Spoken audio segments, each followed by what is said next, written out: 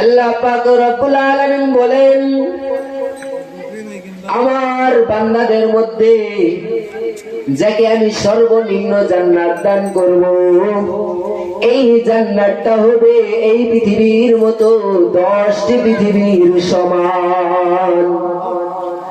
আজকে আমরা একটা ওয়ার্ডের মেম্বার হলে, একটা ইউনিয়নের চেয়ারম্যান হলে, একটা উপজেলা পরিষদের চেয়ারম্যান হলে, একটা এমপি হলে, আমরা যে পরিমাণে পাওয়ারে থাকি, আর আল্লাহ পাক রব্বুল আলামিন যখন আদনা সর্বনিম্ন একটা জান্নাত দান করবেন, যেই জান্নাতের সীমানা হবে 10 পৃথিবীর সমান, তাহলে তখন আমার রাজত্বটা কেমন হবে একটু চিন্তা করে দেখেন। এটা হলো সর্বনিম্ন জান্নাত, এটা হলো সর্বনিম্ন জান্নাত। আর যাকে সর্বোচ্চ জান্নাত দেওয়া হবে, এই সর্বনিম্ন জান্নাত থেকে আমরা অনুমান করতে পারি তার জান্নাতটা কত বড় হবে। আর জান্নাতটা কেমন হবে, হাদিস শরীফে বর্ণনা এসেছে, রাসূলুল্লাহ সাল্লাল্লাহু আলাইহি ওয়াসাল্লাম বলেন, জান্নাতের একটি ইট হবে স্বর্ণের, আরেকটি ইট হবে রূপার।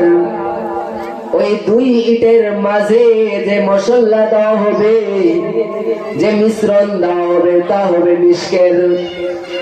আর জান্নাতের যে মেজে থাকবে, এই মেজে হবে হীরা মণি মুক্তা জওহর খচিত। তাহলে একটু আমরা কল্পনা করি এই জান্নাতটা কি পরিমাণ সৌন্দর্য হবে, আর এই জান্নাতের সীমানাটা কত বড় হবে। হাদিস শরীফে রাসূলুল্লাহ সাল্লাল্লাহু আলাইহি ওয়াসাল্লাম বলেন, জান্নাতের মধ্যে একটা গাছ থাকবে, যেই গাছের ছায়ার মধ্যে একটা অশ্বরোহী ঘোড়া যদি 70 বছর অতিবাহিত করে, অতিক্রম করে, ওই জান্নাতের গাছের ছায়া অতিক্রম করতে পারবে না। তাহলে যেই জান্নাতের গাছের ছায়া এত দীর্ঘ হবে, সেই জান্নাতটা কেমন হবে। হাদিস শরীফে রাসূলুল্লাহ সাল্লাল্লাহু আলাইহি ওয়াসাল্লাম বলেন, এই জান্নাতের মধ্যে আমার উম্মতদেরকে যে খাবার দেওয়া হবে, এই জান্নাতের মধ্যে 3 শ্রেণীর লোক থাকবে। একজন হলো সাধারণ জান্নাতি, আরেক শ্রেণী হবে ভিআইপি জান্নাতি, আরেক শ্রেণী হবে ভিভিআইপি জান্নাতি। সাধারণ জান্নাতীকে যখন খাবার পরিবেশন করা হবে, খাবার এত সুস্বাদু হবে, খাইতে খাইতে সে তার পাত্র সহ খেয়ে ফেলবে। আর জান্নাতের দ্বিতীয় শ্রেণী যারা ভিআইপি পার্সন হবে, তাদেরকে যেই জান্নাতের মধ্যে যখন খাবার দেওয়া হবে, তারা নিজে খাইতে হবে না, বরং হুরেরা তাদেরকে খাওয়াই দিবে। এটা হলো ভিআইপি পার্সন জান্নাতি। আর তৃতীয় শ্রেণী হলো ভিভিআইপি, যাদেরকে মহান আল্লাহ পাক রব্বুল আলামিন নিজেই পান করাবেন। পবিত্র কালামুল্লাহ শরীফের মধ্যে ভিআইপি পার্সন আর ভিভিআইপি পার্সনের ব্যাপারে মহান আল্লাহ তাআলা বলেন, আমার ভিআইপি বান্দাদেরকে আমি পান করায়, আমি আমার ভিআইপি বান্দাদেরকে হুরেরা পান করাবে। মহান আল্লাহ তাআলা পবিত্র কালামুল্লাহ শরীফে বলেন, ইসকাউনা মির রাহিকিম মাখতুম খিতামুহু মিস্ক। আমার জান্নাতি বান্দাদেরকে এমন শরাব পান করানো হবে, ভিআইপি পার্সন জান্নাতীদেরকে এমন শরাব পান করানো হবে, যেই শরাব হুরেরা পান করিয়ে দিবে।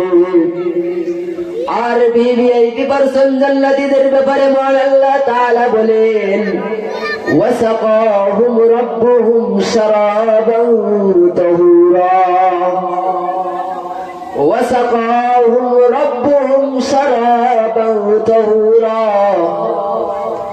ভিআইপি পারসন যারা জান্নাতি হবে তাদেরকে রব্বে কারীম নিজেই শরাবান তাহুরা পবিত্র শরবত পান করাই দিবেন।